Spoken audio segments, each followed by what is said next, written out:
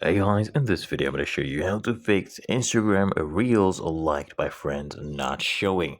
So if I come here, click on Reels, and then we come to the top right, click on Friends, we cannot see what our friends liked.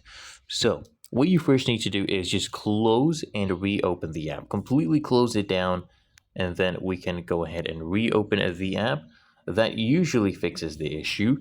Or what you need to do is just uninstall and reinstall the app. If you don't want to do that, just open your Play Store, and I want you to go ahead and just type in Instagram. Make sure you have the latest version, okay? So right here, as you can see, there's an update available. So what we need to do is just click on update, and then once we have the latest version, okay, as you can see now it's beginning to update. Once we have the latest version, the feature will work. That's the main issue that I had even on my other phone, and after I updated it did work. Really that easy. If you found this video helpful, make sure you smash that like button and subscribe to the channel.